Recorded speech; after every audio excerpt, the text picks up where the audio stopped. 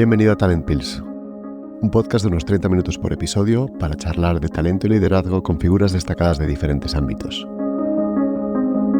Juntos compartiremos ideas y perspectivas frescas que te puedan ser útiles en tu vida diaria y tal vez te hagan reflexionar. ¿Comenzamos? Hoy nos acompaña Iñaki Ereño, un ejecutivo de éxito y un visionario en el sector de la salud. Iñaki actualmente lidera Bupa como Group CEO desde enero de 2021. Bupa es una compañía multinacional británica de seguros y salud y servicios de atención médica, hospitales, clínicas, residencias de mayores, que tiene más de 50 millones de clientes por todo el mundo y 100.000 empleados, y que además tiene presencia en más de 100 países. Con sus orígenes y sede global en el Reino Unido, Bupa tiene la peculiaridad de no tener accionistas y, por tanto, reinvierte cualquier beneficio en el negocio. En España la compañía es más conocida como Sanitas. Además de ser el CEO de Bupa, Iñaki estuvo al frente de Sanitas durante más de una década y ha tenido una carrera en organizaciones como Telefónica y Carrefour de mucho éxito. Su trayectoria no solo muestra habilidad excepcional para la gestión global y la innovación, sino también un compromiso profundo con los valores y la cultura empresarial. Aprovechando la presencia de Iñaki, me gustaría hablar de dos temas muy distintos, pero que considero tremendamente relevantes: la importancia del CEO en el impacto de una cultura empresarial global y el futuro del sector salud. Porque la cultura empresarial es el alma de cualquier organización. Es lo que define el comportamiento de sus empleados, sus valores, su enfoque hacia el cliente. Es la esencia del cómo para alcanzar unos objetivos, para conectar una estrategia de compañía. Y nadie mejor que Iñaki para hablar de esto. Está al frente de una compañía global tremendamente dinámica y con un impacto social como pocas. Además, Iñaki tiene un estilo bastante único de liderazgo. Es humano, valiente y demuestra cómo un enfoque centrado en valores y personas puede influir significativamente en el éxito y sostenibilidad de una empresa. Con respecto al futuro del sector salud, no cabe duda que nos encontramos en un momento crítico. La pandemia ha acelerado la transformación del sector, ha cambiado las expectativas de los pacientes y las tecnologías exponenciales como la inteligencia artificial han planteado desafíos y oportunidades antes inimaginables. Yo creo que pocas personas como Iñaki, que han estado al frente de la innovación en la atención sanitaria y en una compañía tan global como Bupa, pueden proporcionar perspectivas tan relevantes para entender hacia dónde se dirige este sector y cómo las empresas pueden adaptarse y prosperar en este nuevo entorno. Iñaki, millones de gracias por participar, por ayudarme en Talent Pills y además por invitarme a tu casa. Te lo agradezco mucho. Un placer. Sabes que me encanta verte, Luis, o sea que un placer. Es que me encanta verte en España, te echamos de menos, y eso que estés en Londres no nos gusta a muchos porque te vemos menos, ya lo sabes. Sí, no, muchas gracias. Estoy intentando venir ahora, fíjate más, ¿no? La verdad, además se echa muchísimo de menos estar en Madrid, la verdad. O sea que Londres es una ciudad estupenda, ¿no? Pero venir, la verdad es que siempre sienta muy bien. Y ahora con el buen tiempo es otra cosa así. Bueno, sí. Pues lo dicho, de verdad que muchas gracias. Que mucha gente te conoce, pero para los que no te conocen, me gustaría que nos hicieras una pequeña reflexión de cómo llegas a Bupa, ¿no? También qué es lo que es Bupa, ¿no? Pero mucha gente te conoce como el CEO de Sanitas, pero de repente te llaman a filas y te dicen, no, ahora quiero que seas el CEO del grupo, CEO de Bupa. ¿Cómo fue ese proceso tuyo? Pues mira, Bupa es una especie de Sanitas, ¿no? El paso es que en Inglaterra, ¿qué ocurre? Que somos una compañía que no tenemos accionistas. Eso implica que todos los beneficios los reinviertes. Y de toda la vida Bupa hemos estado comprando compañías. En el año 89, Bupa compra Sanitas. Y desde entonces Sanitas es una compañía del grupo Bupa. Pero uno tiene que imaginarse a Bupa como una sucesión de Sanitas en diferentes países. Hoy somos 100.000 empleados y estamos en más de 100 países, pero realmente con el tamaño y la importancia de Sanitas estamos como en 15 países. Pero luego tenemos oficinas en muchos otros sitios, ¿no? 100.000 empleados y tenemos 50 millones de clientes y hacemos seguros de salud, sobre todo, hospitales, clínicas, residencias de mayores y seguro dental y clínicas dentales. Tenéis una visión que está muy bien, ¿no? Que es para que las personas sean más felices, vivan una vida más larga, sean más felices y más sanas, ¿no? Totalmente. Y además, y ahora hemos incluido desde hace 3 años And Making a Better World. Muy importante. Que bueno, es el elemento también de vinculación entre la salud del planeta y la salud de las personas, ¿no?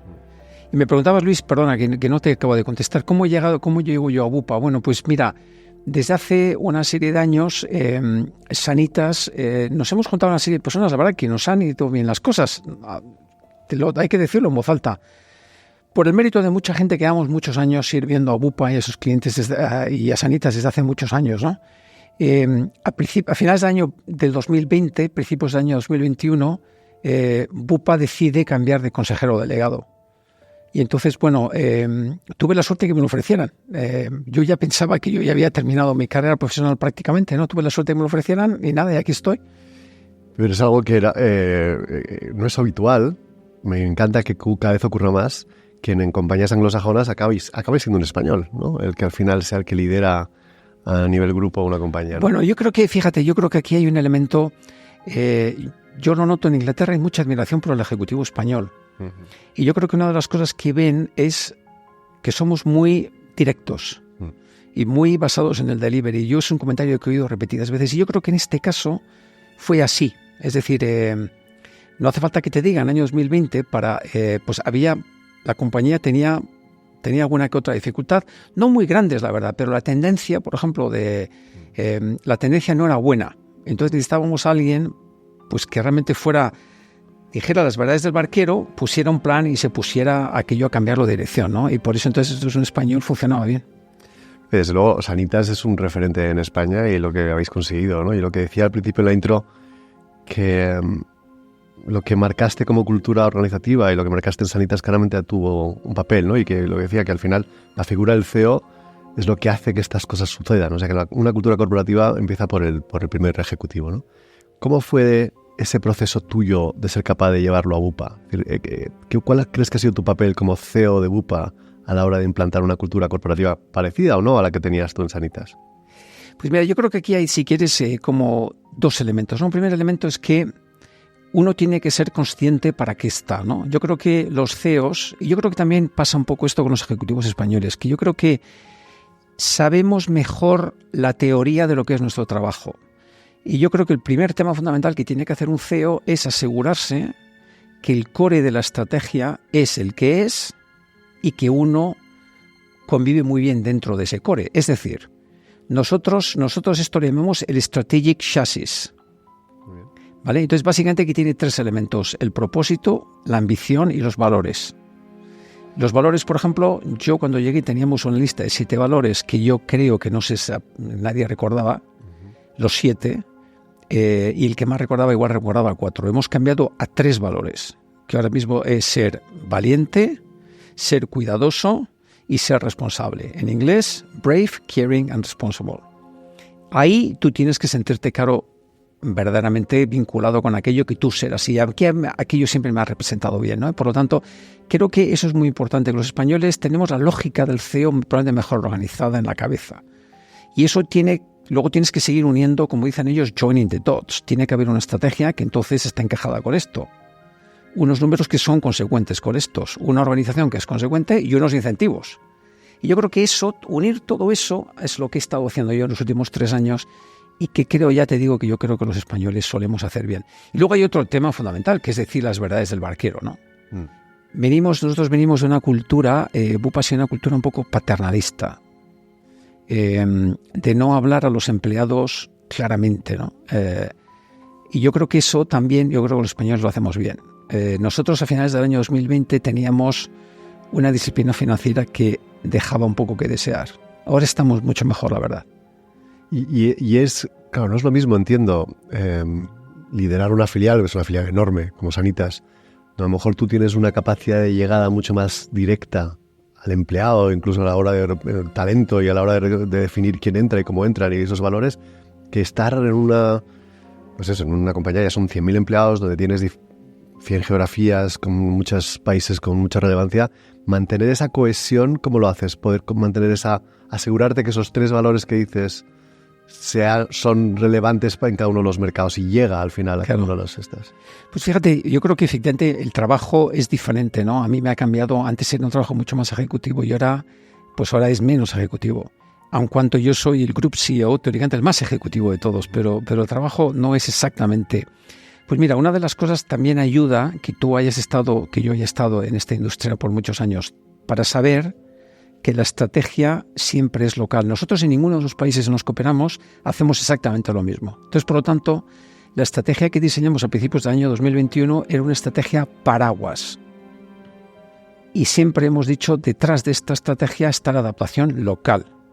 Es decir, si tú dices que tu estrategia tienes que llegar a tener un NPS de un 80, lo que estás trasladando el mensaje es que tienes que cuidar la atención al cliente. ¿Cómo lo haces? Ya es local.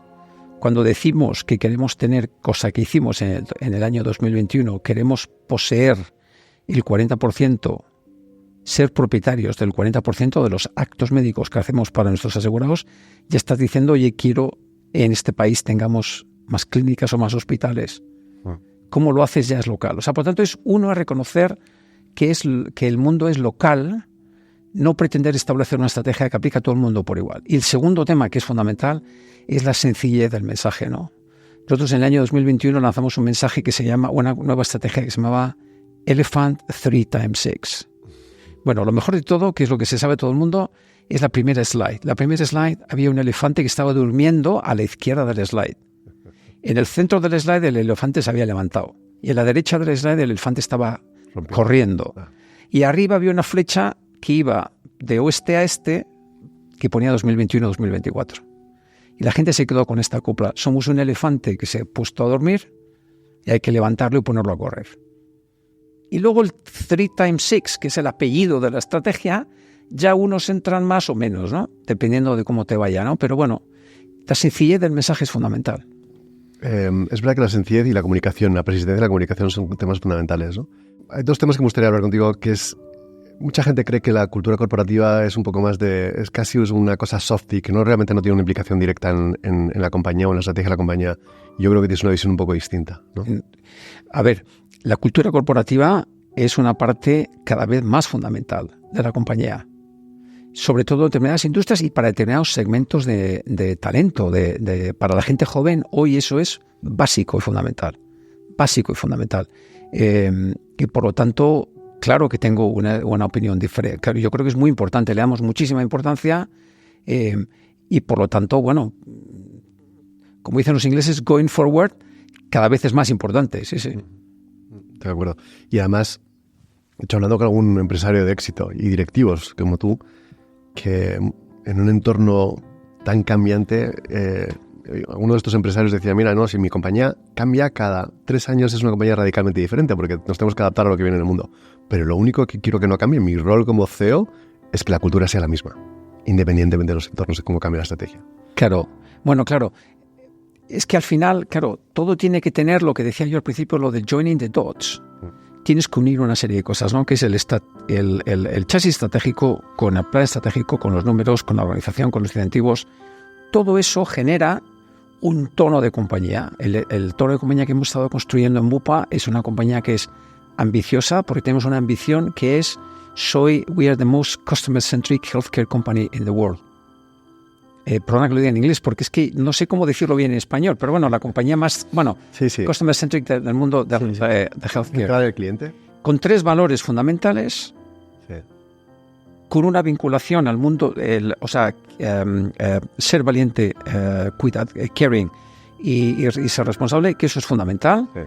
Y todo eso en un entorno muy cambiante, porque nuestra industria tiene un elemento de gestión diaria de lo que llamamos el run, pero y un change enorme. Claro. Nuestra industria está en una transformación bestial. Para eso tienes que montar una compañía que sea poco jerárquica, una compañía que cuide de sus empleados totalmente, ¿no? Una de las cosas que hemos hecho, por ejemplo, que yo estoy muy orgulloso, fue en el segundo año asegurarnos que todos los empleados de Bupa en el mundo, todos, tienen cobertura médica facilitada por Bupa, cosa que antes no pasaba.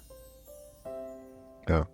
O sea, es decirle a nuestra gente, no, obviamente que me preocupo por ti, claro que sí, y obras son amores, ¿no? Sí.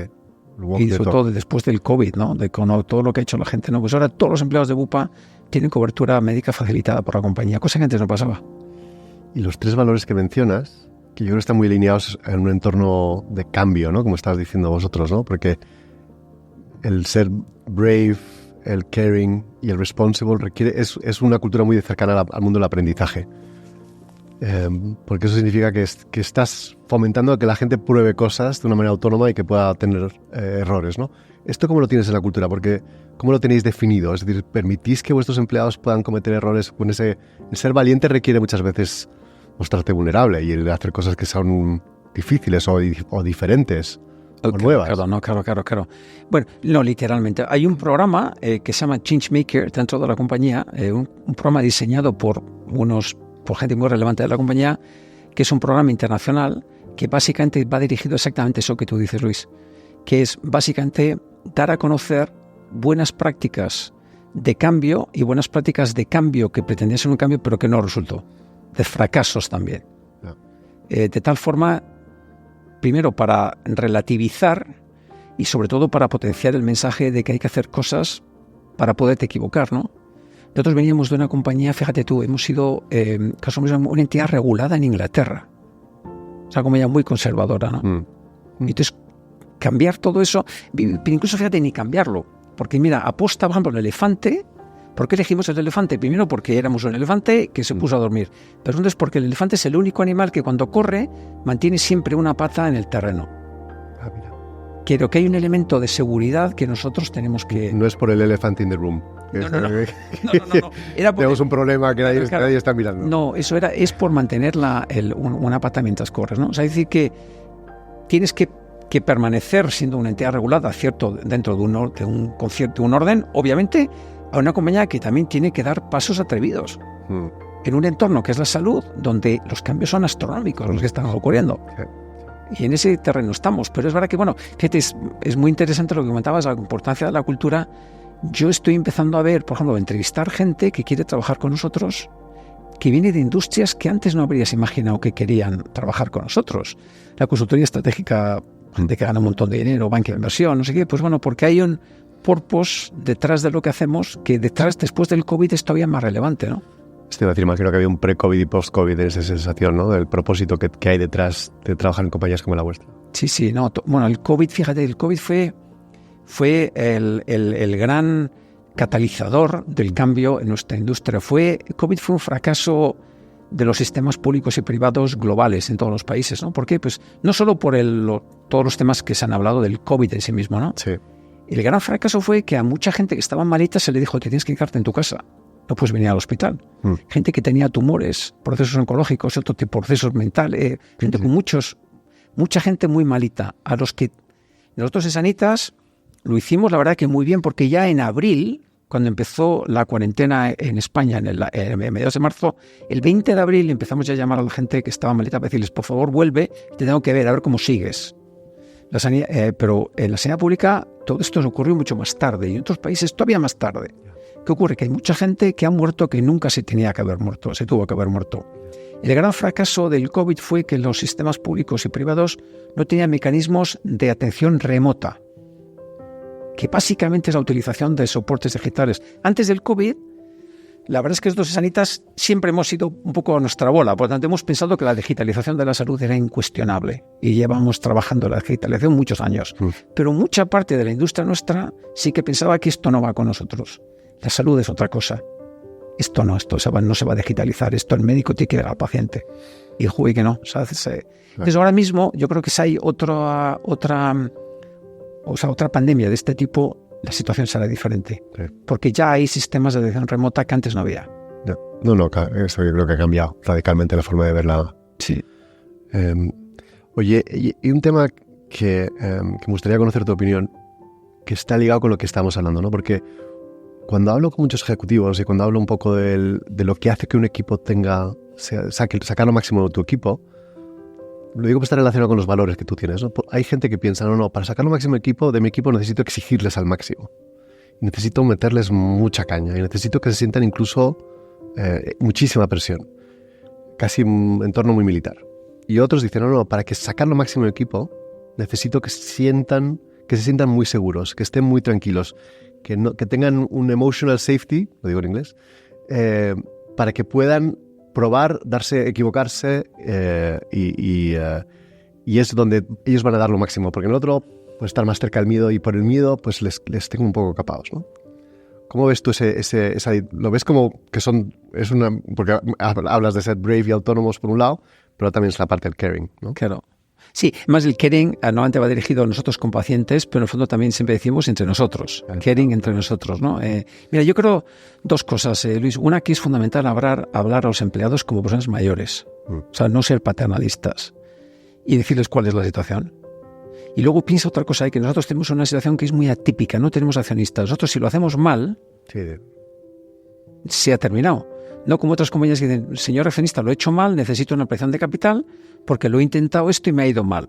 Deme usted capital para seguir. Nosotros no tenemos esa opción. Entonces, por tanto, no podemos equivocarnos. Por eso, por tanto, esto marca un perfil muy concreto de compañía, ¿no? Pero me gusta mucho más de las dos opciones que has dicho, la segunda. Primero, ¿y cómo empieza el proceso? Primero, hablando como a personas mayores. Segundo, dentro de esto, nosotros en el año 2021 le dijimos a los empleados, vamos a hacer un proceso de transformación de la compañía grande. Pero hay dos modelos aquí. Uno, las compañías que hacen la transformación a través de equipos en paralelo, de mucho millennial y mucho esto, o la gente que hace la transformación desde dentro. Y les contamos, creemos mucho en la transformación desde dentro. Y les explicamos en qué consistía. Hay que hacer estas tres cosas. Y todos vosotros podéis.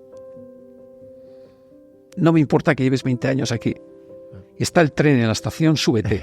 Y ya hablaremos en el trayecto. Sí. Si no te gusta el tren, también lo puedo entender. Oye, si esta no es tu compañía, no pasa nada. Quiero decir, pero súbete, te animo a que te subas. Y la mayoría de la gente se subió.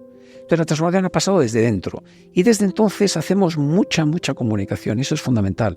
Y cuando diseñamos la estrategia en el año 2021, hablamos con muchísimos empleados.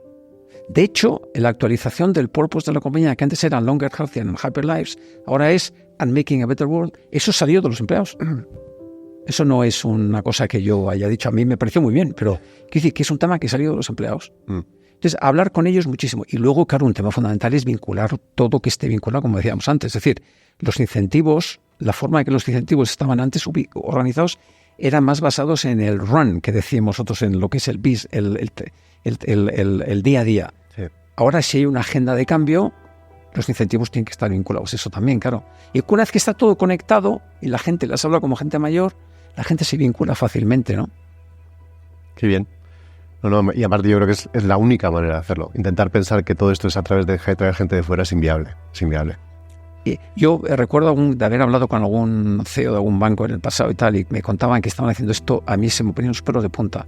Porque además yo pensaba, si yo soy uno de esos empleados, no me gustaría nada, porque yo soy el antiguo ya, el fósil, la historia. Joder, pues oye, qué mal, ¿no? Me has puesto ya en la puerta de salida. No. Y además, si piensas quiero decir, aquí hay tres grandes temas. Uno que es trabajar. Hay tres elementos. Uno, trabajar con datos. Pero trabajar con datos puede ser un ingeniero de datos muy sofisticado, o básicamente una persona que consulta una serie de datos y piensa sobre los datos. Eso es lo que queremos la mayoría de la gente, y eso lo puede hacer cualquiera. Hay un segundo elemento que es trabajar transversalmente, y para eso, desde hace mucho tiempo ya montamos equipos transversales para poder opinar entre nosotros, ¿no? Y luego trabajar, puedes decir, quiero ser muy agile, pero agile ya sabemos que es una disciplina muy difícil para determinados entornos. Nosotros lo que dijimos es que hay que trabajar un poquito más deprisa. ¿Quién te puede decir que no a trabajar un poquito más deprisa, trabajar más transversalmente y trabajar consultando datos? Entonces, trabajas sobre estos tres elementos, formas a los empleados y todo el mundo está welcome, por supuesto. Entonces, todo el mundo evoluciona juntos, el tren parte y el tren va a buen puerto, ¿no? Sí, sois un ejemplo que lo habéis hecho muy bien. Yo la conclusión que después de hablar con mucha gente sobre esto que te decía, esta dualidad, no creo que estén en un mismo eje, no son excluyentes. Yo creo que se puede ser muy exigente y dar mucho emotional safety. Yo creo que ese es el truco. Bueno, pero literalmente, no, pero por supuesto, este es el plan y ya está, y ojalá te guste. Insisto, es el tren que está en la estación, súbete. Sí. Vamos a hacerlo. Sí. Y si te quedas en la estación, pues oye, tampoco pasa nada. Pues oye, ya encontraré. Sí. Y de nuevo, esto que hablábamos, la cultura, no es un lirili detrás de todo esto. Es que esto realmente maneja los comportamientos que hay detrás de los empleados, la fila, los comportamientos de los líderes de la compañía, y lo que estáis definiendo es cómo se quiere llegar a cabo, ¿no? Bueno, totalmente, ¿no? O sea, tiene una estrategia que es una estrategia aterrizada con unos objetivos muy concretos, con unos KPIs de seguimiento y con unos plazos, por eso es fundamental. En coherencia con los empleados. Sí. Y todo esto conecta, Luis, con lo que habíamos dicho al principio, que es por qué yo veo que hay muchos ejecutivos españoles que la verdad es que les va muy bien, Yo creo que es por esto, fíjate. Esto yo creo es muy español, ser muy concreto, muy aterrizado, poco wordsmithing, como dicen los ingleses, poco tontería y ¿no? Es verdad. Y me encanta que digas que cada vez somos más valorados fuera. Yo estoy de acuerdo, pero que poco a poco. Sí, yo creo que sí, me dicen los españoles son estupendos porque yo soy español, pero de verdad que creo que no. Creo que de verdad que sí, porque hay mucha gente que lo está haciendo muy bien, ¿eh? Sí. Oye, y teniéndote, claro, me gustaría cambiar un poco de tercio, pero hablar de tu percepción del futuro del mundo de la salud, ¿no? Sí. Además, como decías tú, Bupa ve muchas cosas dentro del mundo de salud. No estáis solo en el mundo hospitalario, estáis teniendo el mundo seguro, ¿sabéis? Tenéis el mundo de los mayores, el mundo dental, o sea, tenéis un montón de cosas que son muy diferentes, ¿no? ¿Cómo ves tú la evolución? Pues mira, en el futuro de la salud hay dos grandes, si quieres, como dos grandes periodos. Uno, el futuro cercano y el futuro un poquito más lejano. El futuro cercano es un poquito problemático. ¿Por qué? Pues porque después del COVID, los sistemas públicos de salud no se han acabado de recuperar. Y esto es una situación que en España es muy clara, pero pasa en muchos sitios. El NHS en Londres es paradigmático. Sí. En Londres hay muchos estudios que están calculando sistemáticamente cuánta gente se muere cuando no se tenía que haber muerto, básicamente porque el sistema público no está funcionando como debería funcionar. Entonces, en esa simbiosis entre sistema público y sistemas privados, hoy hay muchos desajustes y eso nos van a llevar 2 o 3 años como poco, o igual más. Esta es la parte, si quieres, del futuro cercano. El futuro más lejano yo creo que es espectacular. O sea, la gente va a vivir más años, como dice nuestro propósito, lo del Longer Health and Happy Lives, yo creo que eso va a ocurrir. Yo creo que la digitalización de la sanidad es un elemento fundamental. Vamos a por fin tener una salud preventiva, personalizada. Toda esta serie de cosas que antes soñábamos con tener, todo eso se va a tener, ¿no? Pero hay que pasar este Rubicón de los sistemas públicos de salud, que las listas de espera que hay que son absolutamente inaceptables. Es terrible, hay gente que se muere que no se tenía que morir y eso la gente lo tiene que saber, porque eso hay que arreglarlo. Y eso ocurre en toda Europa, ¿no? No es un caso... No en todos lados.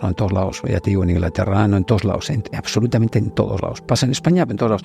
En España, lo que es un poco peor es que en España no se puede ni hablar. Ya.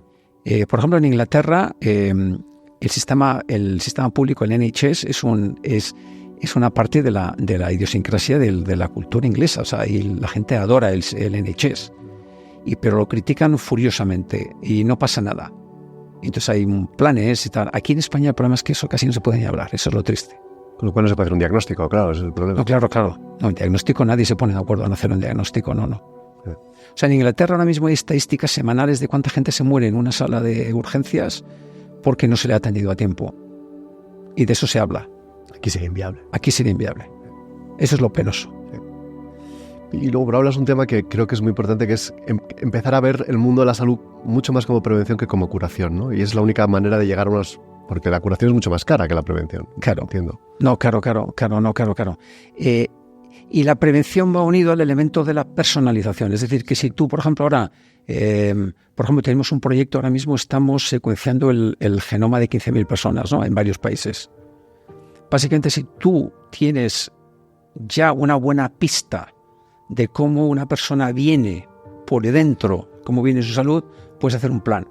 Y con ese plan ya vas montando hitos y vas haciendo un seguimiento para que esta persona idealmente no se ponga enferma, ¿no? Todo eso ya empieza a ser una realidad. Ya es una realidad en parte, si quieres, porque muchos de los problemas de la prevención es la coordinación sanitaria, la anticipación.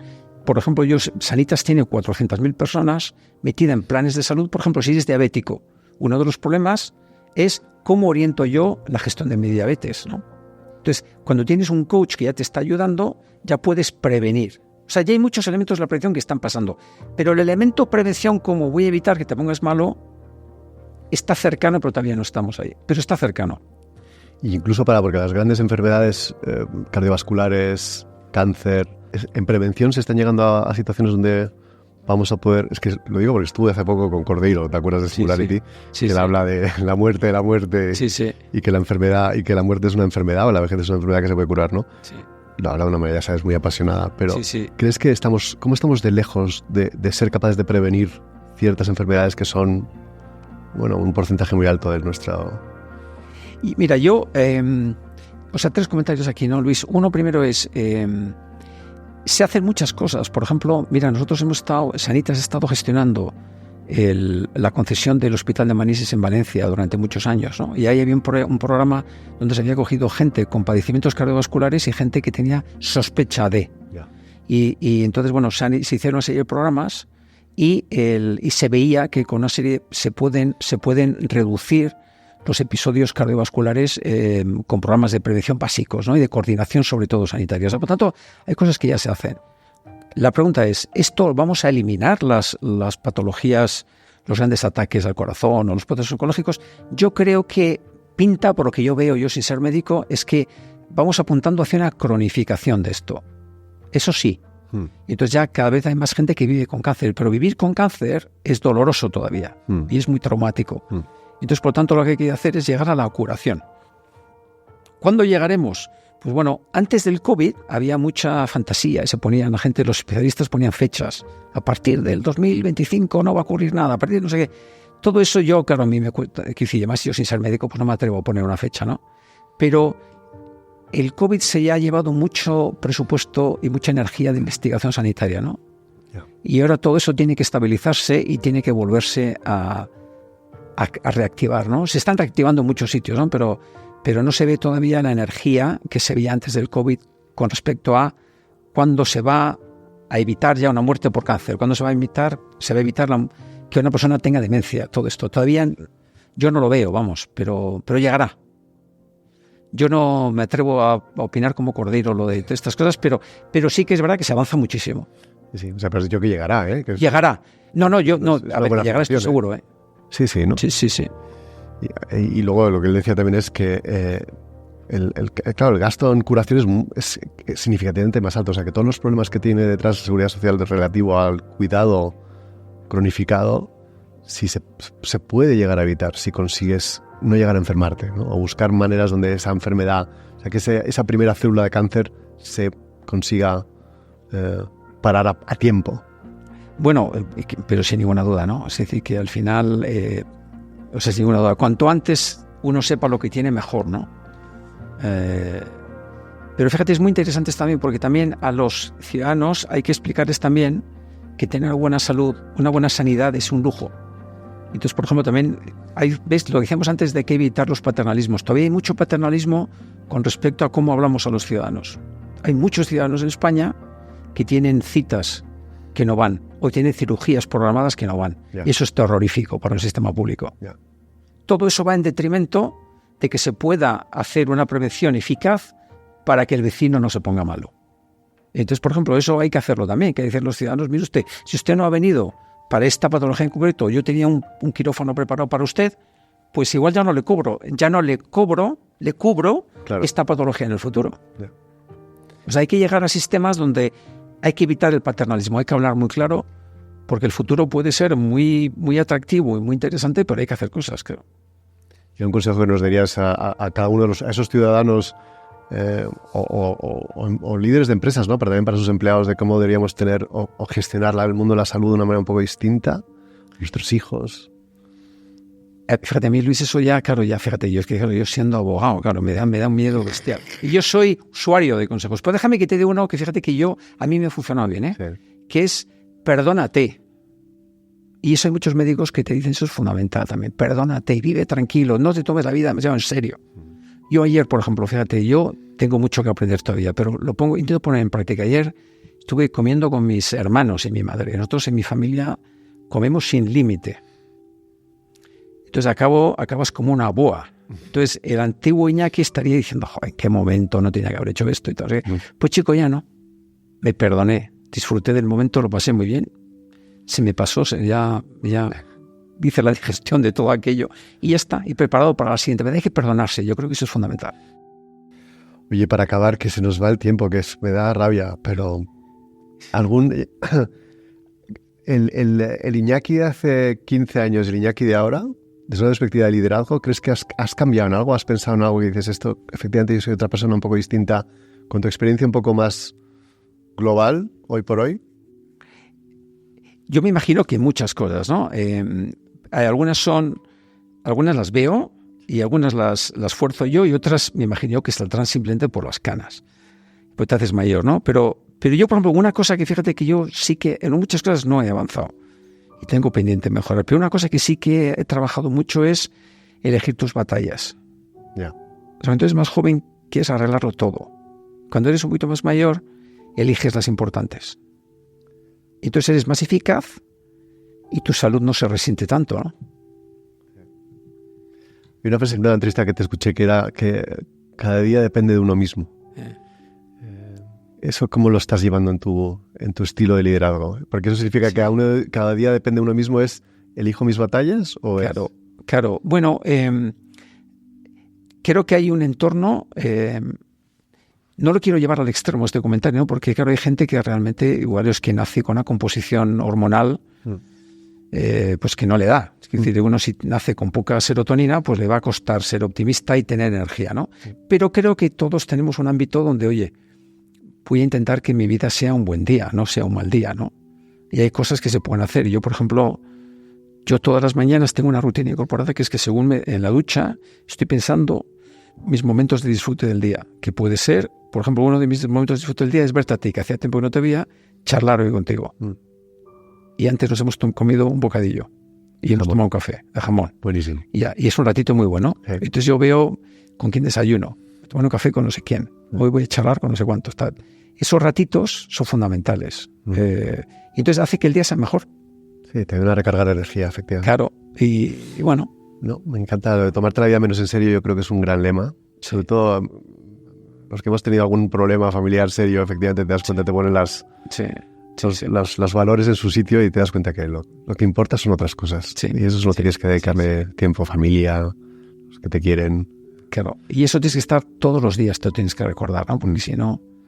yo logré meter en la rutina de la ducha el tema de mis ratitos del día, pero todavía no he metido eso que tú dices, esto que te estás sugiriendo. Todos los días recordar que no hay que tomarse la vida demasiado en serio. Sí. Oye, millones de gracias, Iñaki. Te seguiré la pista, deseando que vuelvas de España. Ya sabes, gracias a ti. Que vuelvas cuando quieras, pero que vuelvas, para verte más. No, Luis, la gente seguro que se ha dado cuenta, creo que somos buenos amigos y que nos tenemos mucho cariño. Yo te tengo todo el cariño del mundo. Me ha encantado charlar contigo y bueno, sí, aquí, claro, me tenéis en Londres, o sea, eso desde luego. Y aquí también, porque acabo viniendo, hoy estamos haciendo esto desde Madrid, ¿no? Pues cariño y admiración mutuo, sin duda. Y lo que necesites, ya sabes que me tienes para lo que quieras. Lo sé, Luis. Y es mutuo, lo mismo, tú a mí. Bueno. Cuídate. Te lo agradezco. Gracias. Un abrazo.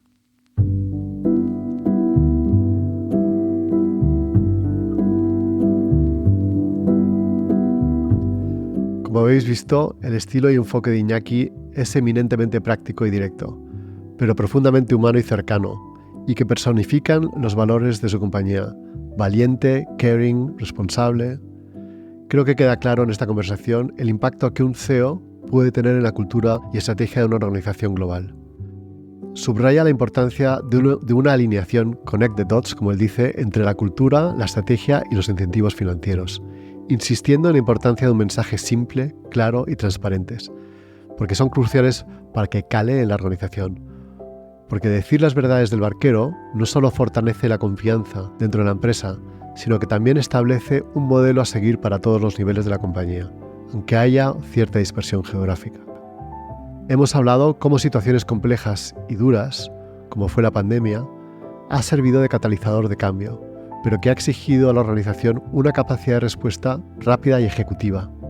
En este sentido, hemos hablado de los procesos de transformación e innovación corporativa, no solo pensando en adoptar nuevas tecnologías, sino en fomentar una mentalidad de trabajo transversal basada en datos y orientada a la acción, donde Iñaki ha buscado siempre que todos se suban al tren, porque este proceso no puede hacerse trayendo exclusivamente gente de fuera.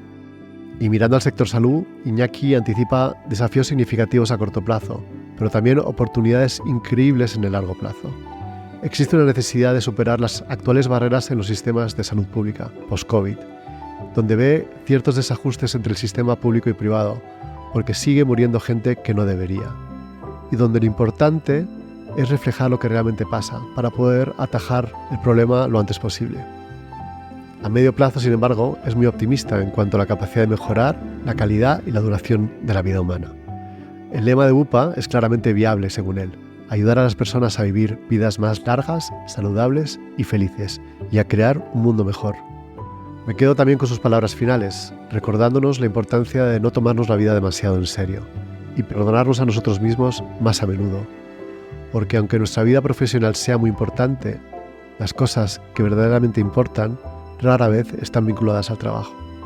Como siempre, espero tus comentarios en redes sociales porque me ayudan mucho a mejorar y a reflexionar sobre los diferentes temas que tratamos y algunas ideas nuevas. Y nada, espero que os haya gustado. Mi nombre es Luis Carvajal y nos vemos en el próximo episodio.